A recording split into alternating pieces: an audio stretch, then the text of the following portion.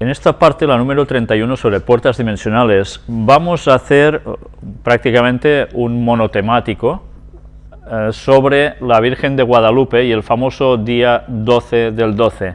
Pero antes vamos a introducir una noticia sobre extraterrestres. ¿Extraterrestres? Estados Unidos desclasifica un proyecto de platillos voladores. La Fuerza Aérea estadounidense publica un proyecto bien definido de hace más de medio siglo. Oficialmente los extraterrestres no han existido nunca, pero ahora podemos afirmar que en la Tierra hubo diseños de auténticos platillos volantes que podían volar. Estados Unidos ha publicado esquemas y detalles nunca vistos de hace más de 50 años. Bien, hay personas que dicen que esto en verdad ya hace 20 años que se desclasificó.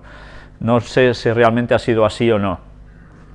Pero, bien, recordemos que a nosotros mostramos aquí planos también sobre ovnis que los nazis ya iban a fabricar, sobre asuntos de Tesla, Nikola Tesla, etcétera, etcétera.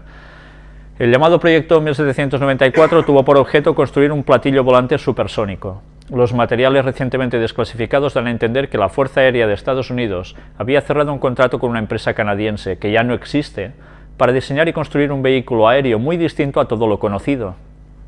Es más, el proyecto llegó a las pruebas de prototipo de aeronave. Un informe datado de 1956 resume estas pruebas y demuestra claramente qué características buscaba alcanzar la Fuerza Aérea. El documento revela que estaba previsto alcanzar una velocidad máxima de entre 3 y 4 Mach, un techo de más de 30 kilómetros y una autonomía de unas 1000 millas náuticas, 1850 kilómetros. De haberse hecho realidad estos planes, se hubiera desarrollado un platillo volante capaz de alcanzar alturas estratosféricas a una velocidad de crucero de unos 2600 km por hora. El diseño contemplaba también el despegue y el aterrizaje vertical, VTOL, usando motores de reacción para controlar y estabilizar la aeronave. Y lo que es más importante, el documento indica que el desarrollo del vehículo iba mejor de lo previsto. El actual diseño proporciona unas características mucho mejores que las previstas al inicio de las negociaciones acerca del contrato. Esta conclusión deja en el entredicho la razón del abandono del proyecto. ¿Por qué no se libran guerras con el uso de platillos voladores? Se estimaba en $3.168.000 el costo de acabar el prototipo, lo que a precios de hoy se traduce en $26,6 millones, un precio bastante moderado para una tecnología tan novedosa. Sin embargo, el problema con otros platillos desarrollados dentro del mismo proyecto fue bastante claro. En ningún momento pudieron alcanzar la altura de 30 kilómetros, tan solo poco más de 1 kilómetro, hecho que finalmente desembocó en que los militares abandonasen el proyecto. Pues si esto hace tanto tiempo, ¿qué deben tener ahora, no? Ah, y vamos a hablar de Hildegarda de Bingen, ¿os suena, no? Aquí la tenemos otra vez. Vamos a ver en este tercer escrito que ha aparecido aquí algún detalle interesante. Nos dice, esto es comprensible hoy porque la doctora de la Iglesia rompió los moldes de la reclusión medieval y de la negación de todo lo que distrajera al alma. Según nos confirma la doctora Tancredi, nuestra mística tenía un extraordinario talento por la felicidad y odiaba la espiritualidad misma, entendida como mortificación del corazón, o el ayuno, que para ella más bien era uno de los pecados del orgullo. ¿El ayuno, pecado de orgullo? A ver, sí que es cierto que los fariseos decían que yo ayuno tantas veces y tal y cual, y lo hacían para eso, para orgullo. Pero no sé si recordáis unas palabras de Jesús, que incluso decía de que cuando los discípulos fueron por sendos lugares enviados por Cristo mismo, había demonios que se les resistieron, y Jesús mismo tuvo que actuar y les dijo, ¿con qué salen? Oración y ayuno. Por tanto, el ayuno no es una cosa precisamente de orgullo siempre, y no hay que descartar el ayunar en ciertos momentos. Entonces, ¿qué otro camino planteaba la monja alemana? Para Hildegarda, explica feliz la doctora Tancredi, el mejor modo de acercarse a Dios era reconocer la belleza de lo creado, y que para acceder a Dios se debía estar en buena salud, porque el cuerpo que se nos ha donado es perfecto y debemos conservarlo hasta la muerte en el mejor modo posible. Esto, en cambio, es totalmente cierto. Si tenemos buena salud, funcionaremos mejor y, por tanto, podremos acceder mejor con la belleza de Dios y con Dios en general. Nos explicó también que la modernidad de Hildegarda fue aceptar poco a poco sus visiones, y no tener miedo de su potencial, muy al contrario de lo que se les pedía a las mujeres de la época, que debían contenerse a menudo. Las luces que veía en sus visiones le sugerían hacer cosas, como podía ser construir su propio monasterio, que antes era una competencia de los hombres. Sí, hizo su monasterio, pero ¿cómo fue instruida? Ya veis, a través de unas luces que veía en visiones. Casi nada, ¿eh? Una de sus visiones fue la montaña de Bingen, por lo que lleva a sus monjas y construye allí entre todos el monasterio. Así, sola, desde un punto de partida que Dios le había revelado, establece su propia regla, una de las cuales era no vestirse más de negro. ¿Entonces no usaban hábito? Nos entró la duda. En sus visiones veía a sus monjas vestidas de blanco y de verde, en una clara atención a la naturaleza. Les enseñaba a no avergonzarse de su belleza o juventud, a no cortarse el cabello, les enseñaba a danzar, a cantar, a estudiar, e iban así por el bosque rezando. Rompían esquemas, totalmente. La rigidez de la época no impidió que siguiera obedeciendo a las visiones interiores y escribiera sobre esa relación íntima que aseguraba tener con el mismo Dios. Su primera obra, el Escivías, conoce la vía, es rechazada por los eruditos, pero esto no impide que se la envíe a San Bernardo de Claraval, quien le da el placet y se le hace llegar hasta el mismo Papa Honorio II, quien de este modo pudo conocer esta obra. Dado que sus escritos comenzaron a circular, muchos la llamaron. Salió con permiso del monasterio y empezó a viajar por todo el imperio para predicar y explicar sus teorías. Se dice que llegó hasta el norte de Inglaterra. Es célebre su encuentro con Federico Barbarroja, a quien amonestaría por su posición en contra del Papa. Entonces yo me pregunto, ¿esta señora tenía visiones de Dios cuando precisamente amonesta a Barbarroja por ir contra el Papa? Cuando la Biblia es tan clara que el papado es el sistema del anticristo también. ¿Y en qué centra su teología mística? Según nos cuenta la doctora Tancredi, la teología de Hildegarda tiene como fundamento al hombre y el cosmos, donde el hombre es el todo y tiende a la unidad en el microcosmos y en el macrocosmos. Esto es lo que conduce a la unidad simbólica para evitar así la dispersión, que es la esencia diabólica. Ya veis, utiliza términos que nos están siendo ya muy conocidos en toda esta serie de conferencias, ¿verdad? Términos que son usados precisamente por el mundo más esotérico. Lo vincula y lo plasma aquí. Por lo tanto, la armonía no solo está en las grandes visiones, sino en lo simple, como es recoger una flor, una hierba medicinal, preparar las semillas para las curaciones, o componer música y cantar, ya que donde está todo eso, permanece el símbolo y la unidad. Es así que para Hildegarda de Bingen, al hombre le ayuda a vivir en gracia cuando recupera su unidad cantando, danzando, cuidando su cuerpo, caminando por el bosque, estudiando bien. Está diciendo cosas que son realmente buenas, Admirada por los papas. Si bien en su época consiguió que el mismo Papa resaltara su obra, lo que llevó a que fuera tomada en cuenta también por el Sínodo de Trevide de 1147, la actual doctora de la Iglesia nació y escribió cuando era su momento, porque según Tancredi, si hubiera vivido un siglo más tarde, habría sido quemada como bruja. Su camino a los altares tampoco fue fácil, porque como nos ilustra la investigadora, cuando muere es proclamada santa por aclamación, pero esto ya no funcionaba, por lo que su obra fue enviada a Roma en un periodo en que la Iglesia y el Papa estaban en Aviñón, en Francia. Esto hizo que el proceso se dispersara o fuera sabiamente escondido hasta muchos años después. Es curioso, ese proceso fue escondido hasta muchos años después. ¿Por qué?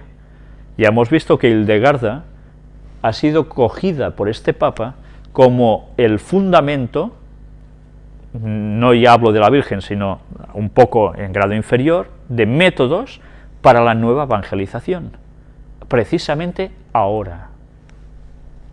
Poco a poco, su obra se fue descubriendo, especialmente sus escritos místicos, como el Liber Vitae Meritorum, sobre los méritos de la vida, o el Escivías.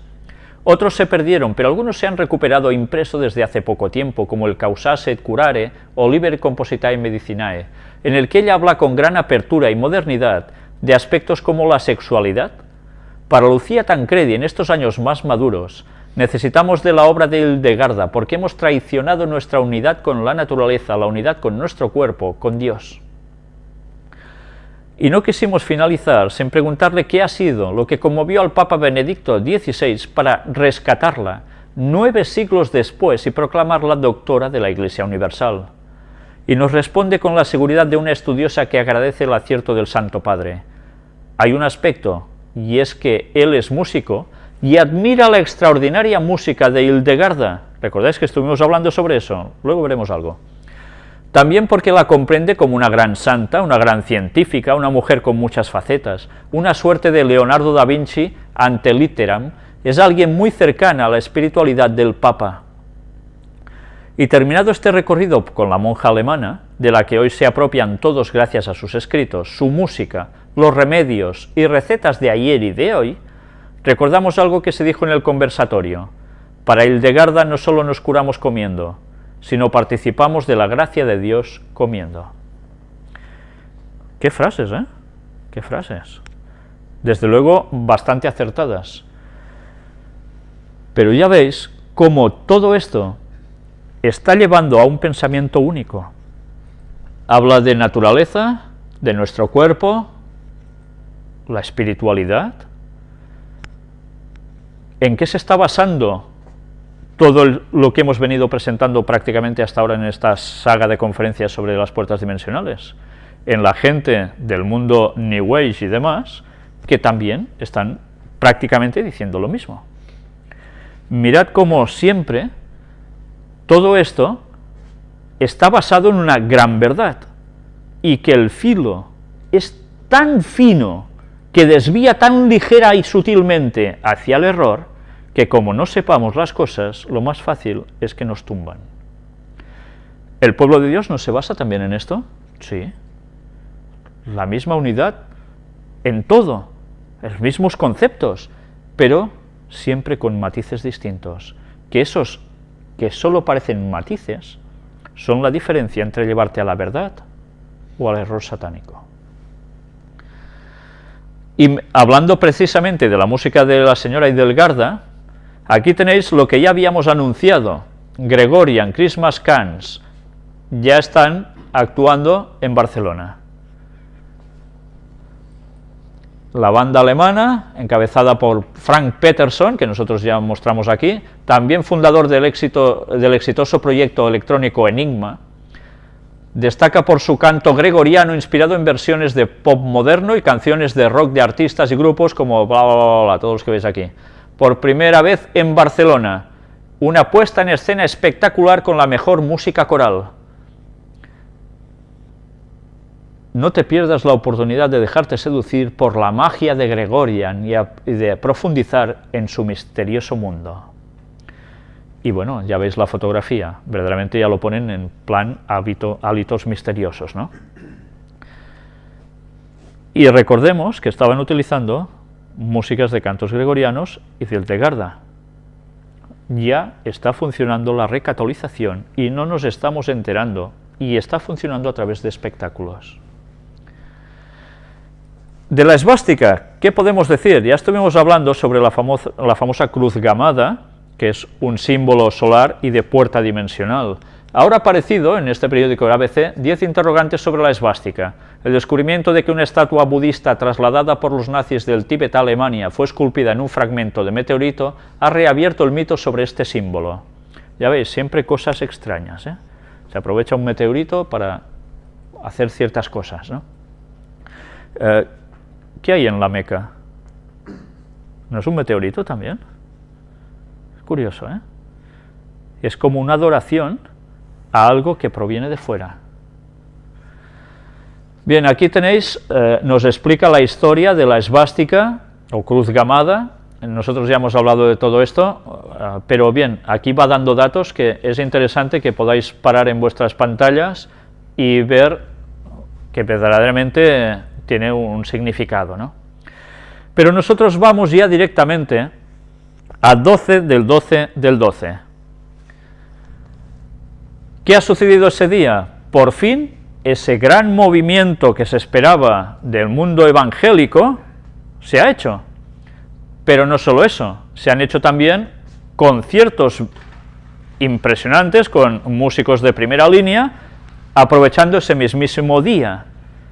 ¿Y por qué tienen que hacerlo en ese día? ¿No podía ser un día antes, un día después?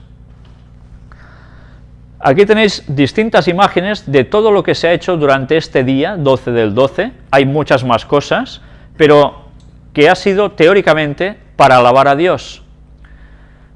Vais viendo imágenes de este día de Dios, como le han llamado, y que ya veis que precisamente es el día 12 del 12, y que este año ha sido del año 12. Conciertos, actuaciones religiosas, plegarias orando todos juntos, y todo esto en precisamente el día 12. Mirad lo que veis aquí, Centro de Estudios Universal de Meditación, 12 del 12 del 12, Convergencia Mundial y Meditación, 144 millones nos estaremos uniendo para celebrar el nacimiento a nuestra nueva era de luz, amor, sabiduría y paz, lineamientos para la meditación y lugares. Ya veis, el mundo esotérico, el mundo protestante, el mundo teóricamente de la farándula.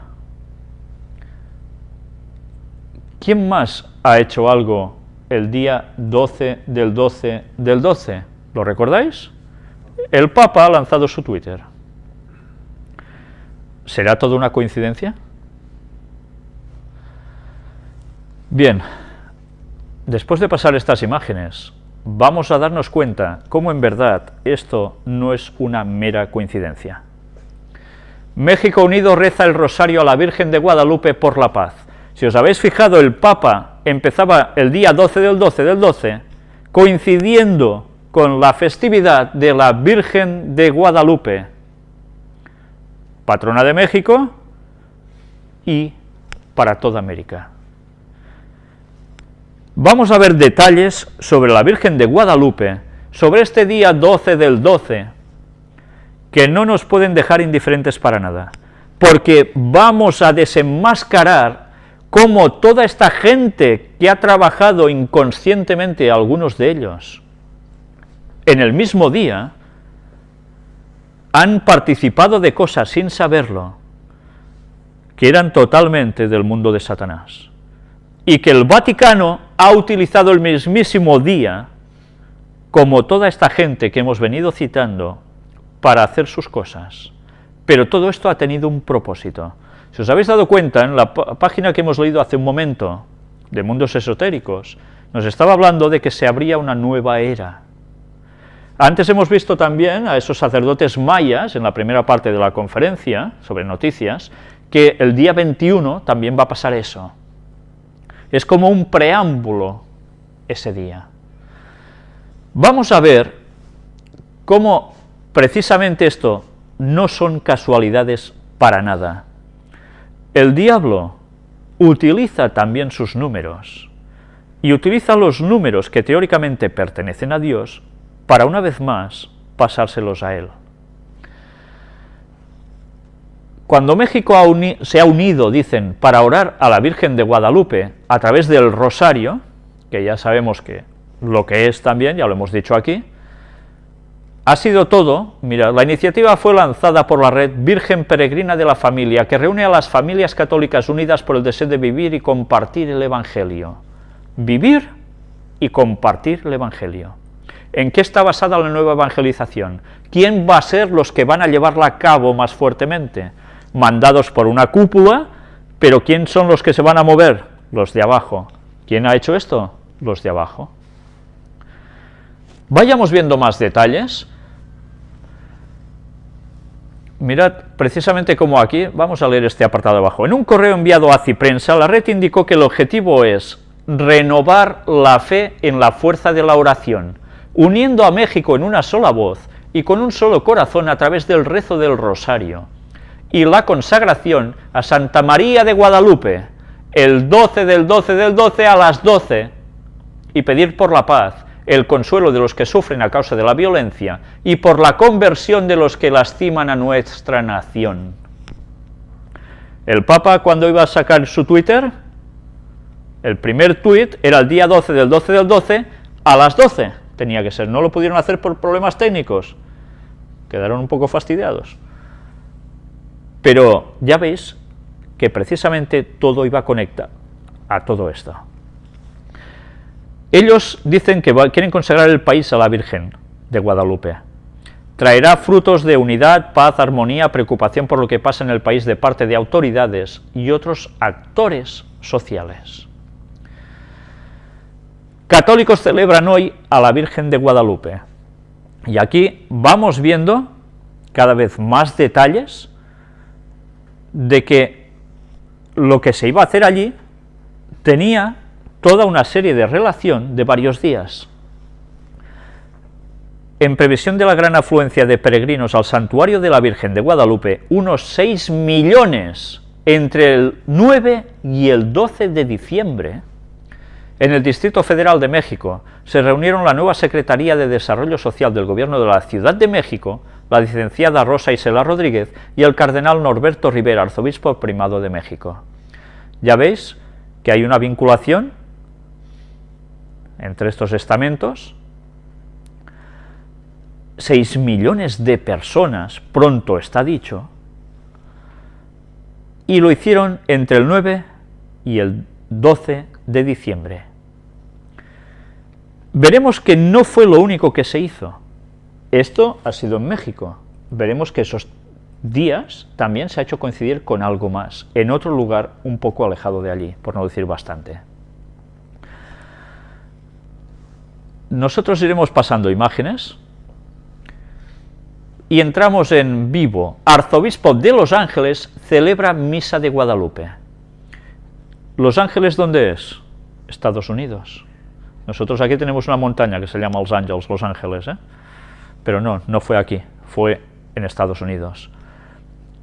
Y se hacía especialmente, antes de la Eucaristía, hay un concierto y el canto de las mañanitas en la Catedral de Nuestra Señora de Los Ángeles, que se inicia a las 10, hora local, etc. Este acontecimiento podía ser seguido en directo. Esto es Estados Unidos. El catolicismo trabajando abiertamente para llegar a la masa hispana que está fecundando de catolicismo Estados Unidos. Vamos a ver más cosas. Bueno, primero de todo, mirad en esta imagen la parte de la izquierda. ¿Veis un dibujito sobre una virgen, no? Esta es la imagen que luego veremos en detalle y la vamos a analizar, no nosotros, alguien ya lo ha hecho por nosotros, y vamos a mostrar a qué conclusiones va a llevar esto. Hablemos sobre el origen de la Virgen de Guadalupe. Claro, los mexicanos supongo que se lo conocen muy bien, las otras personas que vivimos en otros sitios no tanto, ¿no? San Juan Diego Cahuatzlatoatzin, los nombres se las traen, ¿eh? son típicos de los habitantes de ese país hace muchísimo tiempo y que aún son lenguas que quizás por algún sitio perduran, ¿no? Dulzura e inocencia evangélica a los pies de María. Vamos a leer cómo precisamente surge la historia de la Virgen de Guadalupe. ¿Alguien de vosotros sabe por qué se adora a la Virgen de Guadalupe? ¿No? Pues vais a quedar bastante impresionados, porque esta va a ser la base para todo lo que expondremos después. Nació en Cahuatitlán, perteneciente al reino de Texcoco, regido entonces por los aztecas, hacia el año 1474. Está hablando de este señor Juan Diego, era un indio. Debía llevar escrito en su nombre, que significaba águila que habla, la nobleza de esta majestuosa ave, que vuela desafiando a las tempestades de cara al infinito. Era un indio de la etnia chichimecas, sencillo, lleno de candor, sin doblez alguna, de robusta fe, dócil, humilde, obediente y generoso. Un hombre inocente que cuando conoció a los franciscanos recibió el agua del bautismo y se abrazó a la fe para siempre, encarnando las enseñanzas que recibía con total fidelidad. un digno hijo de Dios que no dudaba en recorrer 20 kilómetros todos los sábados y domingos para ir profundizando en la doctrina de la Iglesia y asistir a la Santa Misa. Tuvo la gracia de que su esposa María Lucía compartiera con él su fe, y ambos, enamorados de la castidad, después de ser bautizados hacia 1524 o 1525, determinaron vivir en perfecta continencia. Es curioso, ¿eh? Perfecta continencia. No se tocaban para nada sexualmente. ¿Esto es mandamiento de Dios? No, todo lo contrario. Se dice que la pareja, salvo momentos adecuados en que se llegue a un acuerdo mutuo, que esto no se prolongue para nada, para evitar tentaciones y caer. Son consejos del mismísimo apóstol Pablo. En cambio, ellos aquí ya hacen algo totalmente contrario. Bueno, vamos a seguir. María Lucía murió en 1529 y Juan Diego se fue a vivir con su tío Juan Bernardino, que residía en Tulpetlac, a 14 kilómetros de la iglesia de Tlatelolco, Tenochtitlán, lo cual suponía cortar el largo camino que solía recorrer para llegar al templo. La Madre de Dios se fijó en este virtuoso indígena para encomendarle una misión, y aquí ya empezamos. 4 apariciones sellan la sublime conversación que tuvo lugar entre ella y Juan Diego, que tenía entonces 57 años, edad avanzada para la época.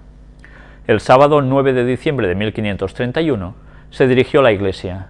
Caminaba descalzo, como hacían los de su condición social, y se resguardaba del frío con una tilma, una sencilla manta. Recordad lo que él llevaba, una tilma, que es una sencilla manta. Cuando bordeaba el Tepeyac, la tierna voz de María llamó su atención dirigiéndose a él en su lengua nahuatí. Juanito, Juan Dieguito. Ascendió a la cumbre, y ella le dijo que era la perfecta siempre Virgen Santa María, Madre del verdadero Dios. Además, le encomendó que rogase al obispo Juan de Zumárraga que erigiese allí mismo una iglesia. Juan Diego obedeció. Fue en busca del prelado y afrontó pacientemente todas las dificultades que le pusieron para hablar con él, que no fueron pocas. Al transmitirle el hecho sobrenatural y el mensaje recibido, el obispo reaccionó con total incredulidad. Juan Diego volvió al lugar al día siguiente y expuso a la Virgen lo sucedido, sugiriéndole humildemente la elección de otra persona más notable que él, que se consideraba un pobre hombrecillo. Pero María insistió. Claro que podía elegir entre muchos otros, pero tenía que ser él quien transmitiera al obispo su voluntad. Y bien, de nuevo dile de qué modo yo, personalmente, la siempre Virgen Santa María, yo que soy la Madre de Dios, te mando. El 12 de diciembre, diligentemente, una vez más fue a entrevistarse con el obispo. Este le rogó que demostrase lo que estaba diciendo. Apenado, Juan Diego regresó a su casa y halló casi moribundo a su tío, quien le pedía que fuese a la capital para traer un sacerdote que le diese la última bendición. Sin detenerse, acudió presto a cumplir con este acto caritativo, saliendo hacia Tlatelolco. Pensó que no era momento para encontrarse con la Virgen y que ella entendería su apremio, ya le daría cuenta de lo sucedido más tarde. Y así, tras esta brevísima resolución, tomó otro camino. Pero María le abordó en el sendero, y Juan Diego, impresionado y arrepentido, con toda sencillez expresó su angustia y el motivo que le indujo a actuar de ese modo. La madre le consoló, le animó y aseguró que su tío sanaría, como así fue. Por lo demás, enterada del empecinamiento del obispo y de su petición, indicó a Juan Diego que subiera a la colina para recoger flores y entregárselas a ella. Diréis, bueno, va a recoger flores y entregárselas a ella. Ahora veréis la importancia de todo esto. En el lugar señalado no brotaban flores, pero Juan Diego creyó, obedeció y bajó después con un frondoso ramo que portó en su tilma, en esa mantita. La Virgen lo tomó entre sus manos y nuevamente depositó las flores en ella. Era la señal esperada, la respuesta que vencería la resistencia que acompaña la incredulidad. Más tarde, cuando el candoroso indio logró ser recibido por el obispo, al desplegar la tilma, se pudo comprobar que la imagen de la Virgen de Guadalupe había quedado impregnada en ella con bellísimos colores.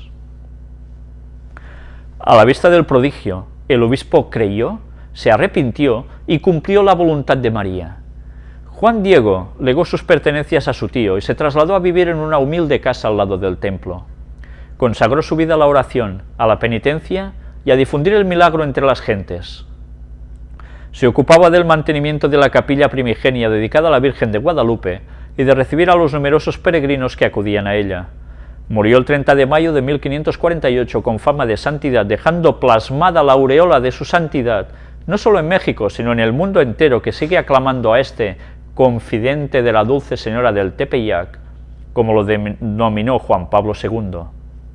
Fue él precisamente quien confirmó su culto el 6 de mayo de 1990 y lo canonizó el 31 de julio de 2002. Ya sabéis que el Papa Juan Pablo II era totalmente mariano, ¿no? Muy devoto.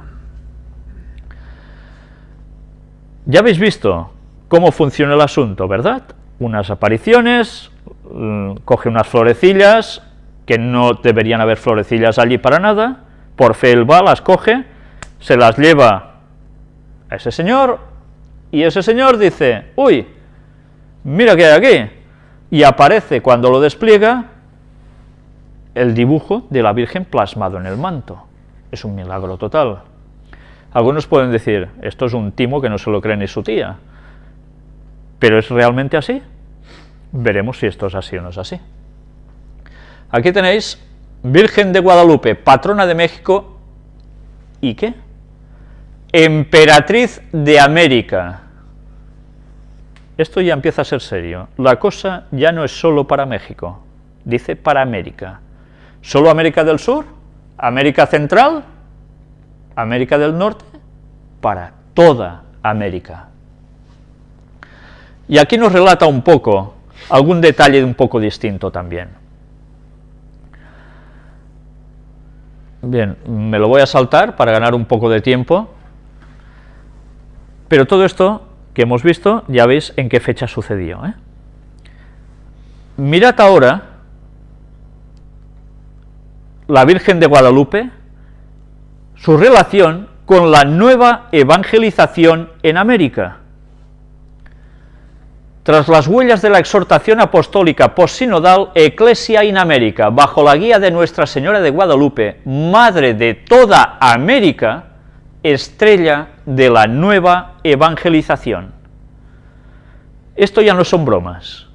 Nos está planteando la cuestión de que la Virgen de Guadalupe es la estrella de la nueva evangelización para toda América. Esto es una aparición. Ya sabemos que no era la Virgen María, evidentemente, por tanto, no era cosa divina. Mirad qué extraemos de una serie de escritos que mostraremos ahora. Benedicto XVI en su homilía dijo que la citada exhortación apuntaba ya a retos y dificultades que en la hora actual siguen presentes con singulares y complejas características. El secularismo, añadió, y diferentes grupos religiosos se expanden por todas las latitudes, dando lugar a numerosas problemáticas. La educación y promoción de una cultura por la vida es una urgencia fundamental ante la difusión de una mentalidad que atenta contra la dignidad de la persona y no favorece ni tutela la institución matrimonial y familiar. La Virgen María, ¿símbolo de qué? De familia, ¿verdad? De matrimonio y de familia. Vamos a seguir viendo. Ya habéis visto que dice que habla de numerosas problemáticas. ¿Cómo no preocuparse por las dolorosas situaciones de migración, desarraigo o violencia, especialmente las causadas por la delincuencia organizada, el narcotráfico, la corrupción o el comercio de armamentos? ¿Y qué decir de las lacerantes desigualdades y las bolsas de pobreza provocadas por cuestionables medidas económicas, políticas y sociales?, se preguntó Benedicto XVI. Y yo me preguntaría, ¿y quién está detrás de todas estas cosas que están sucediendo? ¿Que han hecho que todo se haya ido al traste? ¿Quién? Queridos amigos, el amor de Cristo nos urge a dedicarnos sin reservas, a proclamar su nombre en todos los rincones de América, llevándolo con libertad y entusiasmo a los corazones de todos sus habitantes. No hay labor más apremiante ni benéfica que esta, no hay servicio más grande que podamos prestar a nuestros hermanos, ellos tienen sed de Dios, exhortó el Papa. Y puso como modelo de disponibilidad a la gracia divina y de total solicitud por los demás, que resplandece en ese continente, la figura de María Santísima, estrella de la nueva evangelización, y a quien se invoca en toda América bajo el glorioso título de Nuestra Señora de Guadalupe. Concluyó afirmando: a la vez que encomiendo a su materna y amorosa protección este congreso, imparto a sus organizadores y participantes la bendición apostólica prenda de incesantes favores divinos. La imagen de María de Guadalupe, grabada en el poncho de San Juan Diego, representa las realidades y los temas que afrontarán en estos días personas llegadas a Roma desde Canadá, Estados Unidos, Hispanoamérica y Brasil. Ya veis, ese poncho que llevaba representa las realidades y los temas que debían afrontar en este encuentro que se ha hecho en el Vaticano. Con motivo de los 15 años del Sínodo de los Obispos para América, la Comisión Pontificia para América Latina organiza un congreso que empieza hoy, fiesta de San Juan Diego, y termina en la celebración de la Virgen de Guadalupe el próximo día 12. Lo han hecho coincidir día 9 hasta el día 12. El congreso lleva por título Tras las huellas de la exhortación apostólica postsinodal Ecclesia en América, bajo la guía de Nuestra Señora de Guadalupe, Madre de toda América, estrella de la nueva evangelización. Ya veis que esta Virgen de Guadalupe está llamada a partir de ahora a ser lo que tiene que cambiar el panorama mental de América, porque es la estrella de la nueva evangelización. Una sola América a través de un solo mensaje, Cristo. Se inaugura evento por los 15 años de la exhortación postsinodal.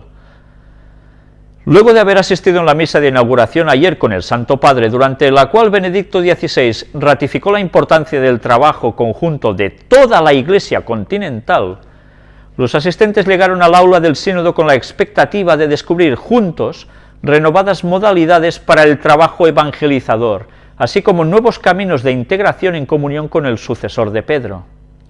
En las palabras de bienvenida, el cardenal Mark Ouellet, presidente de la Comisión Pontificia para América Latina, recordó que el congreso que se desarrolla en el Vaticano tiene como objetivo intensificar las relaciones de comunión y colaboración entre la Iglesia de Canadá y de Estados Unidos, con las iglesias de América Latina, para afrontar problemas y desafíos comunes que se plantean a la misión de la Iglesia en el continente americano. Decían de que la Iglesia parecía que estaba dividida entre el norte y el sur. A partir de ahora van a trabajar conjuntamente para toda América. Durante su saludo, el alto prelado invitó a los presentes a no ver este evento como un conjunto de óptimas conferencias, sino que se puede concluir el mismo compartiendo y proponiendo renovadas modalidades y caminos para que se irradie esa comunión eclesial en todo el continente americano, dispuestas a colaborar con el ministerio universal del Papa. El evento continuó con la intervención titulada El acontecimiento guadalupano en el origen de la evangelización del nuevo mundo americano, a cargo del padre Eduardo Chávez, director del Instituto Superior de Estudios Guadalupanos, quien recordó que la Virgen de Guadalupe llevó hasta nuestro continente a Cristo dentro de su vientre. Quedaos con este detalle porque después os vais a quedar perplejos cuando veáis cierta cosa, a fin de que nazca en medio de su pueblo.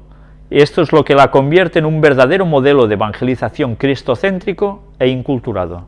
¿Os habéis quedado con el detalle del tilma? ¿Os habéis quedado con el detalle de la Virgen que lleva en su vientre algo, la criatura? Pues ya os podéis ir preparando lo que vendrá después. Habla con Juan Diego y se presenta como madre de esos mismos dioses. Mirad qué otra cosa está apareciendo ahora. El pueblo se calma ante la angustia y decepción en que vivían frente a tales ídolos insaciables. En el momento en que aparece esta Virgen, esos indios tenían un culto a otros dioses. ¿Y qué hacían con esos ídolos?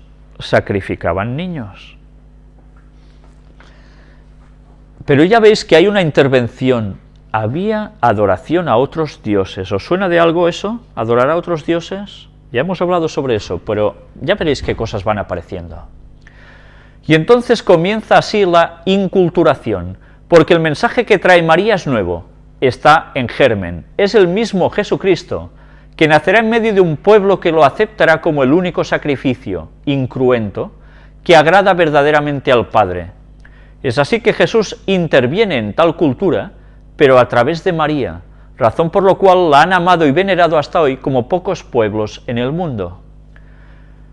Otro detalle de inculturación que explicó el padre Chávez fue el deseo transmitido por la guadalupana para que se construyera un templo donde se adorase no a ella, sino al Dios con nosotros, que estaría por nacer en medio de su pueblo, es decir, en familia.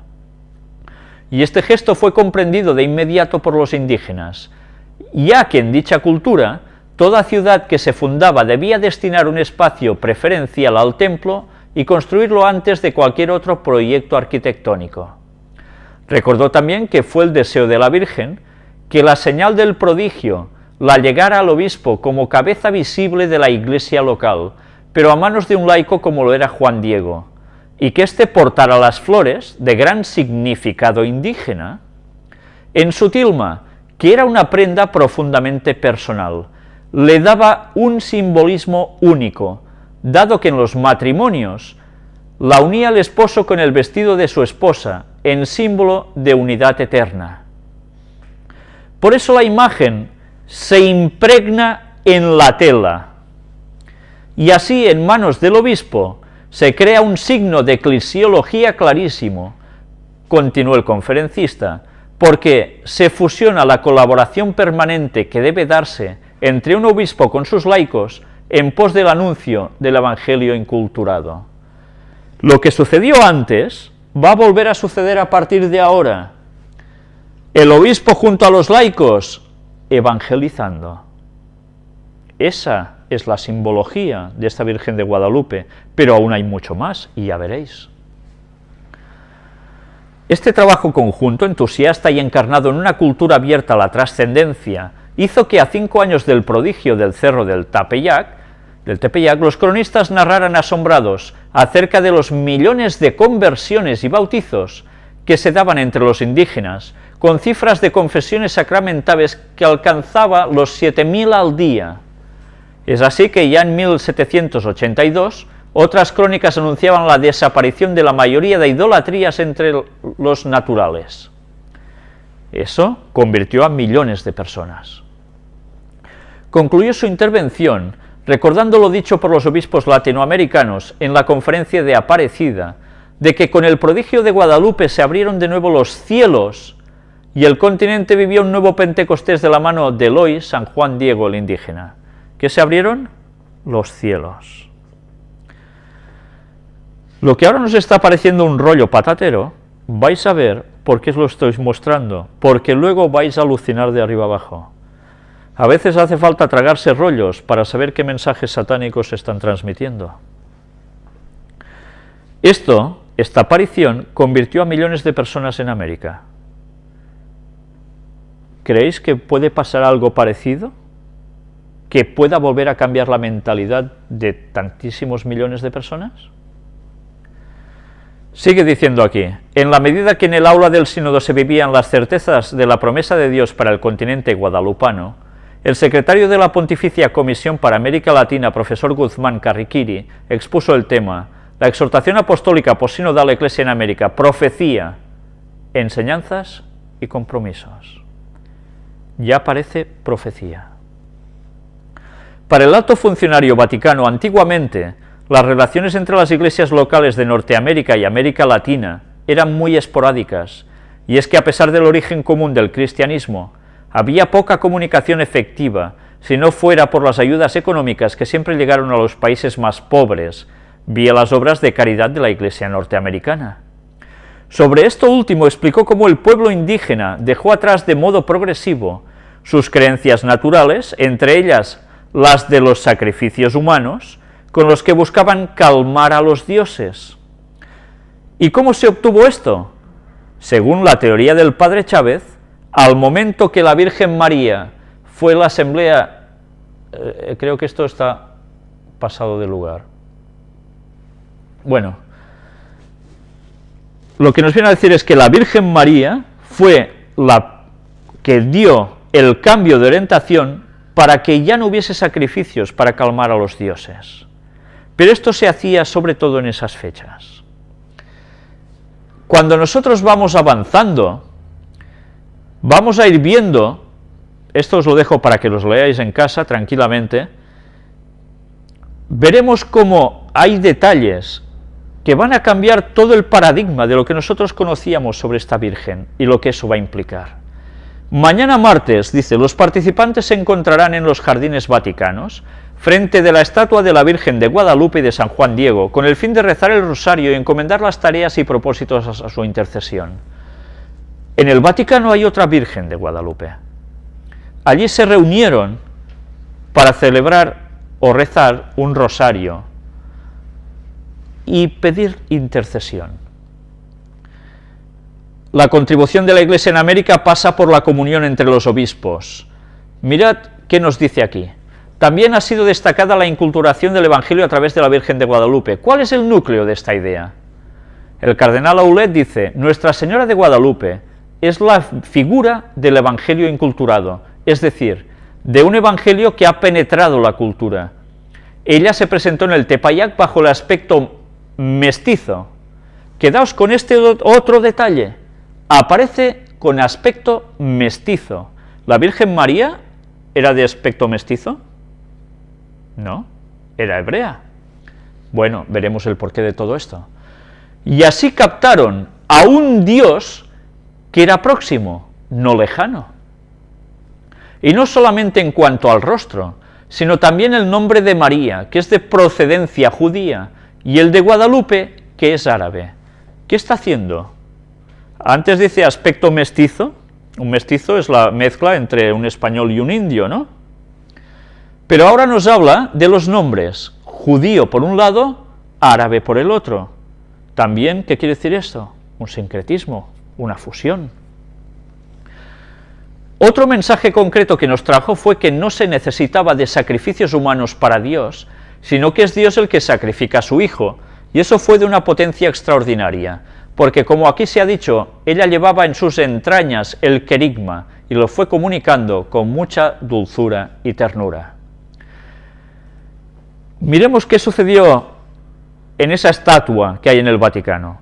La estatua de mármol blanco de gran tamaño, semejante a las que están en el centro de una plaza, representa al arzobispo Juan de Zumárraga con Juan Diego, que le muestra su tilma o poncho, en el cual está impresa en color la Virgen de Guadalupe.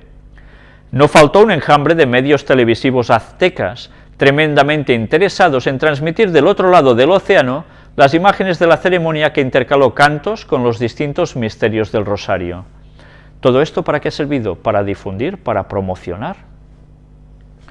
Además, si bien todos tenemos presente, indicó el profesor uruguayo, que el 12 de diciembre es la festividad de la Virgen de Guadalupe, quizás menos, que las apariciones fueron del 9 hasta el 12, exactamente las fechas en que se realiza este congreso. Están rindiendo culto en ese congreso a esas apariciones satánicas justo en esos días. Y ahora vamos a ver el milagro de la Virgen de Guadalupe.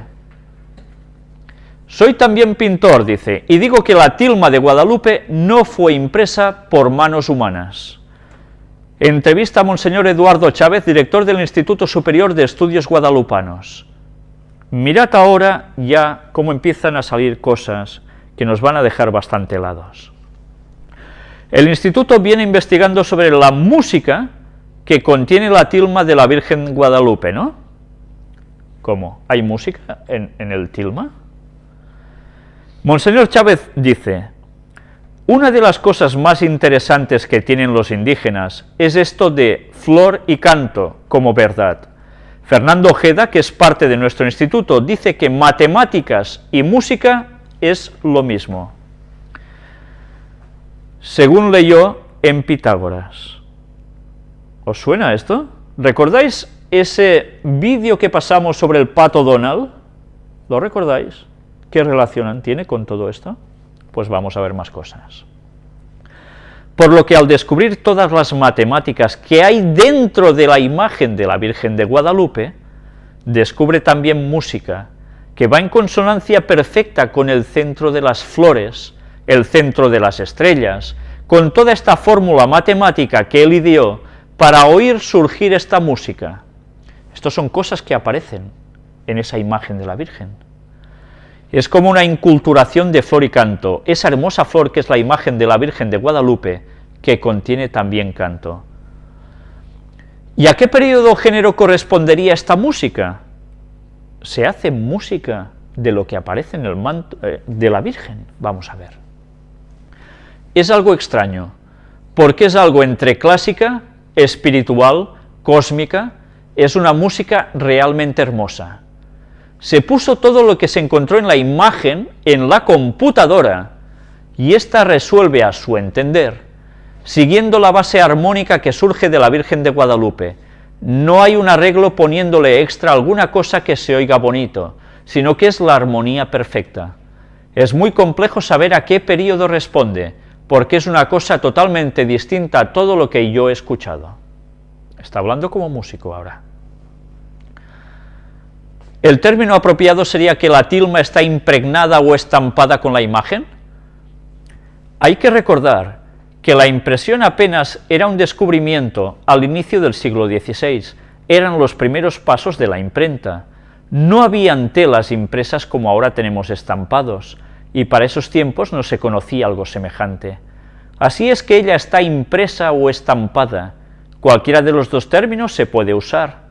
Lo digo de otra manera, la imagen no tiene brochazo, no tiene pincelada, no tiene preparación alguna, es una impresión directa a la tela. ¿Os recuerda algo esto? La sábana santa de Turín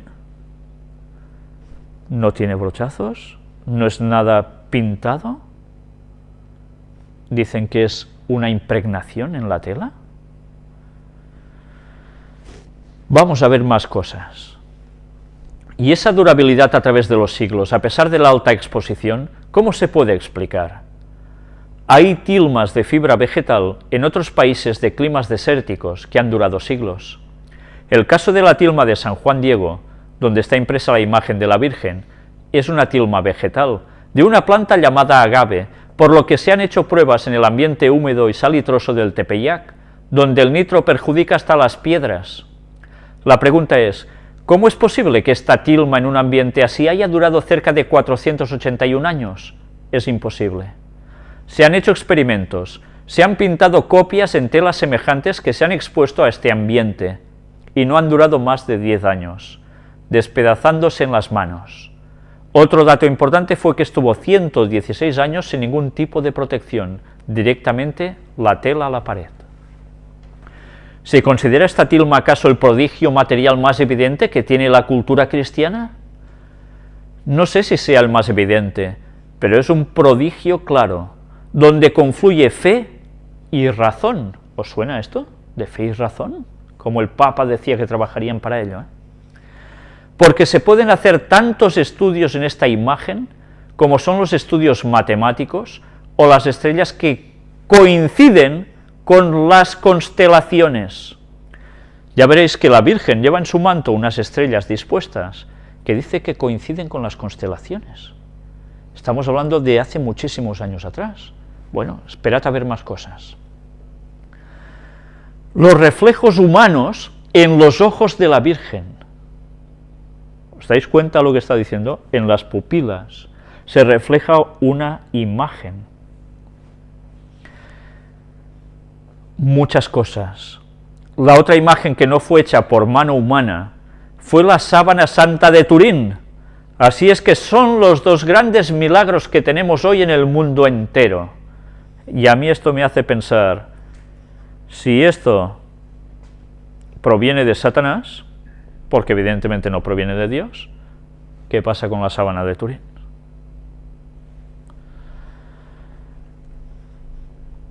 Pero algo más, la Virgen de Guadalupe no tuvo como objetivo dejar la imagen. sino su objetivo fue que se hiciera una casita sagrada donde poner como centro a su hijo, y esa casta sagrada es nuestro corazón, esa casita sagrada. Eso significa nuestra conversión. ¿Creéis que no tuvo como objetivo dejar la imagen? Usted que ha tocado la tilma cuando la han inspeccionado, ¿cómo fue su impresión? Son tantas emociones porque no puedes negar la fe que tienes ante esto, ni los estudios teológicos, espirituales y científicos que se han hecho, ni tampoco negar que estás ante la presencia de algo que fue hecho de una manera divina, que no tiene explicación. Todo eso es una carga de emociones y sentimientos. Uno capta perfectamente de que esto no puede ser pintura humana. Yo soy pintor, estudié pintura en la universidad y digo que no se puede hacer esto con mano humana. Mirad cómo ante los milagros la gente cree. Sean de Satanás o no, pero la gente empieza a creer en otras cosas que antes dudaban. ¿Qué le viene a la mente cuando escucha, por ejemplo, Tepeyac? Es como nuestra propia conversión, que de un lugar que significa muerte, ahora con este toque de Dios a través de la Virgen de Guadalupe, surge la vida. Y Juan Diego, un gran hombre, humilde, sencillo y no por ello débil, sino con una fuerza, un vigor y un candor maravillosos. El obispo Zumárraga, un hombre humilde que lo dejó todo para ir a evangelizar desde España. La tilma es una señal que nos tiene que llevar a una verdadera conversión para hacer de cada corazón ese Tepeyac. Claro, es la prueba. La casita sagrada que pidió la Virgen es lo más importante, porque significa Iglesia Católica, significa la familia de Dios, la civilización del amor. Por tanto, si no somos Iglesia Católica, ¿somos eso? ¿Dejamos de ser eso? Pues lo tenemos claro, ¿eh? Los ojos de la guadalupana reflejan lo que ella ve, y allí estamos reflejados todos en esos ojos misericordiosos. La evangelización inculturada en América es una gran responsabilidad para los que nos decimos católicos y guadalupanos, porque no es solo tenerla a ella como algo externo, sino que sea ella quien convierta nuestro corazón y manifestemos un verdadero testimonio de su casita sagrada, que es Iglesia, que es vida nueva. Y ahora que ya hemos visto todas estas series de enigmas, vamos a ver un vídeo que dura unos 10 minutos más o menos, sobre la Virgen de Guadalupe y sobre este manto y algo más. Vamos a entrarlo.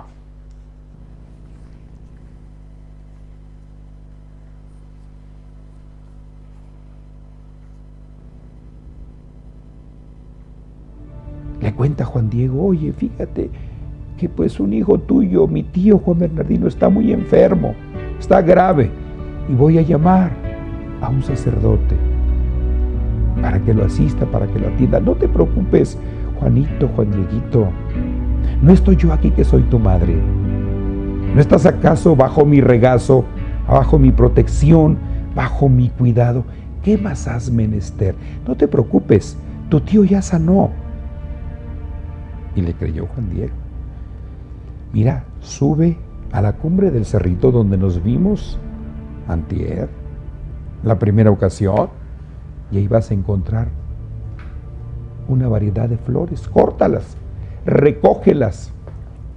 Juan Diego no duda, no obstante que sabía que en ese lugar pues solo había espinas, abrojos, nopales, mezquites, y además pues era diciembre, tiempo en que las heladas son muy fuertes, y sin embargo él va corriendo y encuentra hermosas flores, todavía bañadas por el rocío de la mañana, y las recoge y las pone en su tilma, y regresa y se las entrega a la Santísima Virgen.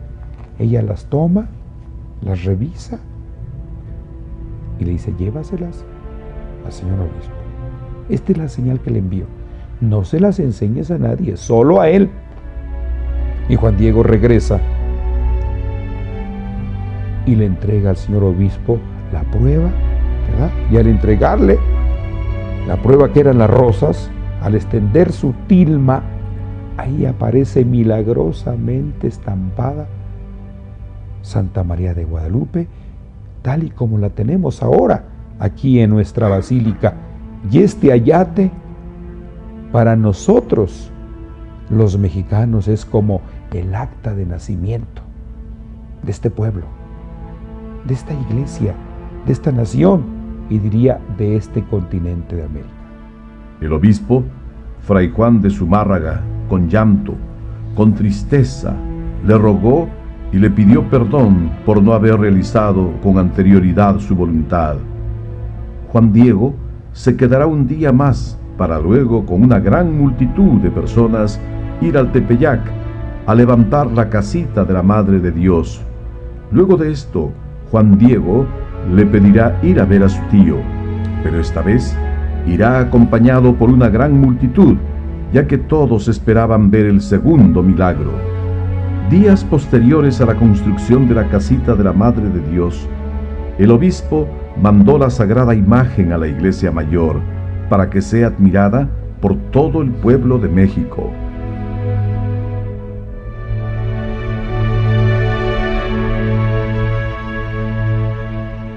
Y inmediatamente capta el mismo pueblo indígena, ¿verdad? Caray, que es la madre del verísimo Dios por quien se vive. Para ellos, pues es un códice. Todo su pensamiento lo descubren ahí plasmado. Este es un mensaje increíble. La unidad, la integración, la armonía. Y es el mensaje que tenemos que compartir con el mundo entero. El ayate de Juan Diego está hecho de fibra de maguey y mide 1,68 m de alto por 1,5 m de ancho. La imagen de la Madre de México, de 143 centímetros, se presenta de forma apacible y maternal, anunciando un nuevo tiempo. Destaca su rostro mestizo. No es ni español ni indígena. Su semblante es dulce, fresco, amable, refleja amor y ternura. Además de una gran fortaleza, la Virgen trae un gran mensaje. Ella es el rostro del encuentro de dos mundos, el inicio de una nueva nación. Y su boca, anatómicamente perfecta, parece iniciar una leve sonrisa. Tiene el cabello suelto, lo que entre los aztecas era señal de una mujer glorificada con un hijo en el vientre. Ella está acompañada por especiales rayos solares, los cuales se intensifican a la altura de su vientre, anunciando la llegada del reconciliador. Además descubrimos que ella solo luce una joya sobre su cuello. Es un broche con una cruz negra, la misma que recuerda la armonía cósmica azteca y la cruz salvadora de Jesucristo, quien derrama su sangre por todos nosotros. María también se muestra de manos juntas en oración y nos manifiesta su amparo y protección maternal. La mano izquierda es morena y más llena, mientras que la derecha es más blanca y estilizada. Es ella la quien hermana a conquistadores y oprimidos. Sus manos podrían simbolizar las dos razas que muy pronto se fusionarían. Otro mensaje claro es sobre su maternidad. Ella tiene ceñida una cinta negra, distintivo de las muchachas indígenas en embarazo. Es en esta parte del ayate en donde se encuentra el Nahuiollín, o flor de 4 pétalos, que significa los 4 puntos cardinales, las 4 estaciones del año, el origen de la vida y la explicación de todo. Es el máximo símbolo náhuatl y que representa la presencia de Dios, la plenitud, el centro del espacio y del tiempo. Y en la imagen marca el lugar donde se encuentra el Señor Jesús en su vientre. Asimismo, su vestido tiene los colores preferidos por los dioses nobles y reyes. El rojo pálido de sus ropas significará para el indígena la sangre derramada en la tierra conquistada, como el amanecer y como el atardecer. Su manto verde azulado es como el reflejo del cielo. Es el color del dios Náhuatl o Neteotl. Es el cruce de los tiempos, lo cual significa que no es la destrucción final. Sobre este manto también encontramos una corona con 10 puntas de oro, de figuras ahusadas hacia arriba y anchas hacia abajo. Es ella una reina surgida de una nueva raza. La Virgen de Guadalupe está de pie, dando un paso sobre la luna, y que, danzando, fertiliza y produce la vida con las diferentes estaciones. Ella se presenta entre el día y la noche, entre el sol y las estrellas, pues ahora la luna está bajo sus pies como cometa. Recordemos que Metzliko quiere decir el ombligo de la luna. Además, su manto está adornado con 46 estrellas, que muestran la misma posición zodiacal de 1531. Para los indios, el nuevo Dios verdadero estaba delante de sus antiguos dioses. Ya no sería necesario ningún sacrificio humano. Otro personaje dentro del ayate es este ángel, el cual no tiene las alas de los querubines del siglo XVI. Por el contrario, este tiene alas en posición de plegarse, con los colores de las aves que denotan su alta investidura: verde de quetzal, símbolo de la belleza; blanco de pelícano, rey de las aves y corazón del agua; y rojas de guacamaya, que representan la llama del fuego. También descubrimos aquel rito matrimonial que consistía en unir el huipil de la mujer con la tilma del varón. De esta forma, vemos que el ángel une la túnica que representa la tierra con el manto que representa el cielo. Y así se nos recuerda que lo humano y lo divino se une. Otro dato importante son sus ojos, los cuales miran hacia sus entrañas y hacia Juan Diego. Estas imágenes quedarán grabadas en los ojos de la madre y serán comprobadas siglos después, cuando la tilma sea sometida a rigurosas pruebas científicas. El impacto sobre estas tierras fue inmediato. La devoción a la madre creció de forma sin precedentes, y las conversiones se dieron también de la misma manera. Y así, la Virgen Morenita del Tepeyac es visitada por más de 20 millones de peregrinos anualmente.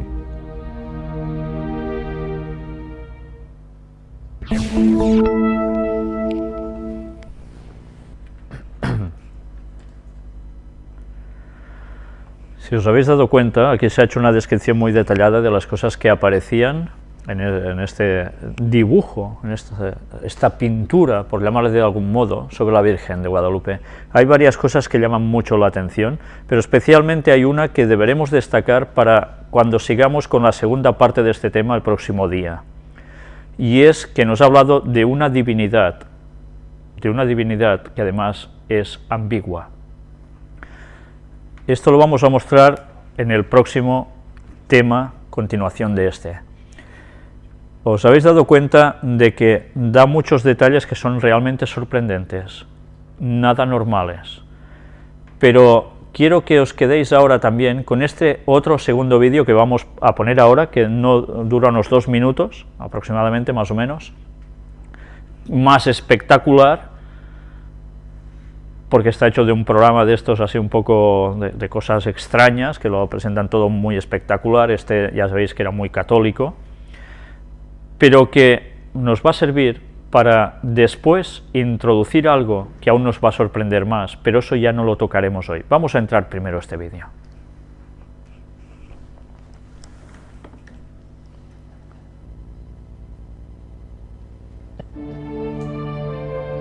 ¡Esto es insólito!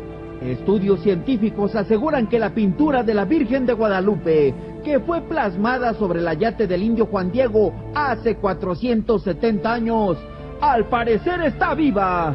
Y es que recientes estudios científicos aseguran que los ojos de María han detectado que al acercarles luz, la pupila se contrae y al retirarla se dilata, tal cual y como ocurre en un ojo vivo. Al tomar la temperatura de la fibra de maguey con que está elaborado el lienzo, se descubre que mantiene una temperatura de 36.6 grados, la misma que una persona. Uno de los médicos que analizó la pintura colocó su estetoscopio en el vientre de la Virgen y captó latidos de 115 pulsaciones por minuto. igual que un bebé cuando está en el vientre materno. Tampoco se han descubierto rastros de pintura en la tela. De hecho, si una persona se acerca a menos de 10 centímetros de la imagen, los colores desaparecen. Los científicos no logran descubrir el origen de la coloración que forma la imagen, ni cómo fue pintada. No hay rastros de pinceladas. Con rayo láser se detectó que los colores no tocan el tejido, sino que flotan a una distancia de 0.3 de milímetro sobre el mismo.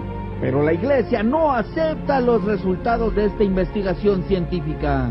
Las investigaciones propias, válidas y que han sido comprobadas y están selladas con la autoridad de la Iglesia, es que el manto, el tilma, originalmente es propiamente verdadero. Pero lo que tú me estás comentando, de que la pintura está arriba o está a un lado, no está plasmada en el manto, eso es una verdadera mentira. Eso no es cierto. Para el clero es un tema delicado. A casi 500 años de su existencia, el cuadro de la Virgen María seguramente encierra más misterios que probablemente pronto serían resueltos. Mientras, miles de feligreses acuden a adorarlo. Yo soy Juan Bermúdez y esto es Al Extremo.